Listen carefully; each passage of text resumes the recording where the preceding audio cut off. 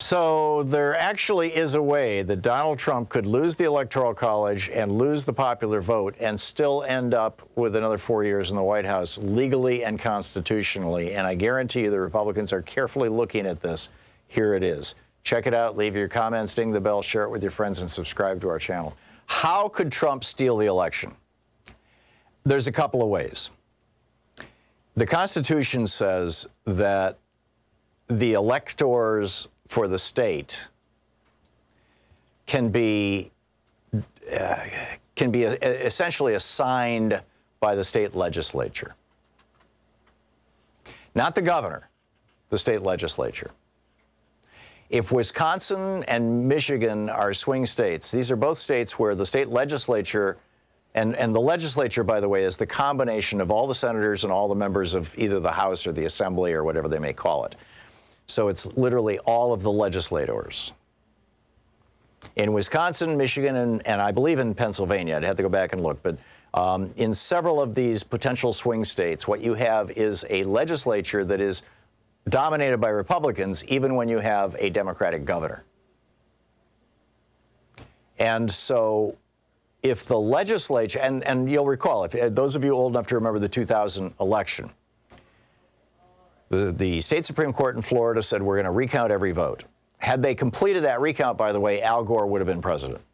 We now know that because of the recount that was done by the Washington Post and the New York Times. It wasn't reported until a year later. It was reported about 5 weeks after 9/11, and they buried it. In the New York Times, it was buried the 17th paragraph in the story. By any measure, Al Gore won Florida. And why did they bury it? Because 9/11 had just happened, and nobody wanted to be challenging the legitimacy of George W. Bush during the second greatest national emergency, of the 20th century anyway, or 20th and 21st century, since Pearl Harbor. I mean, this is a Pearl Harbor style event, which ironically is what the something for a new American century was said needed to happen in order to invade Iraq. We want to invade Iraq. So anyhow, here's what you'll recall in the 2000 election, when Florida's Supreme Court said we're going to recount all the votes.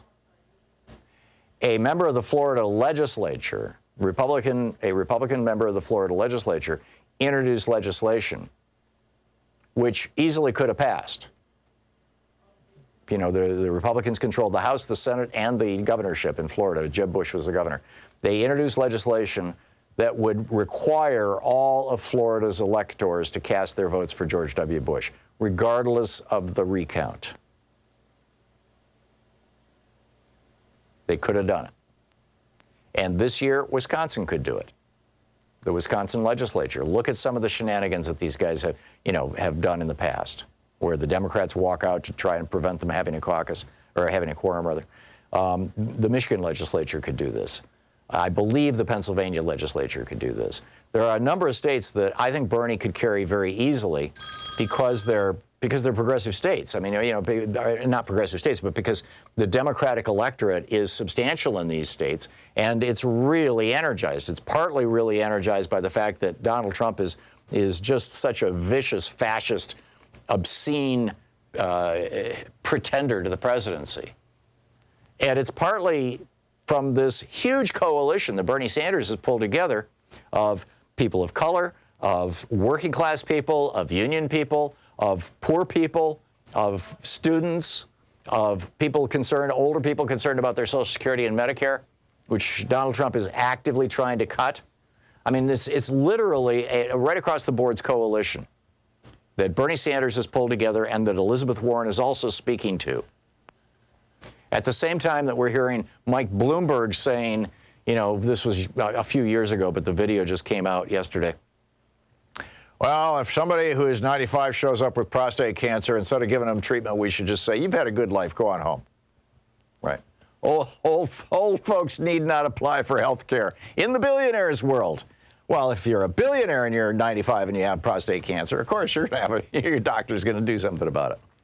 The other way that the Republicans could steal the vote goes back to Rutherford B. Hayes and Samuel Tilden in the election of 1876. And in that election, there were 369 total electoral votes. So you had to have 185 to win.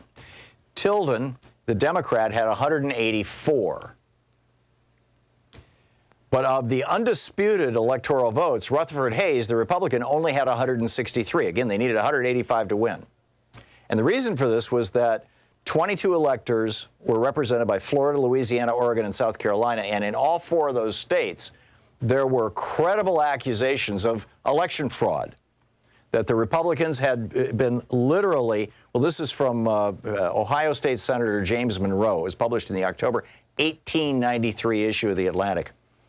He said, in preparing the vote of whole, in preparing them, this is he says, Democrats responded that these returns were the products of fraud and dishonesty. In preparing them, the vote of whole precincts, parishes, and counties had been thrown out in order to secure Hayes electors, that fraud vitiates everything, that no pretended state rights should serve as a shelter to fraud.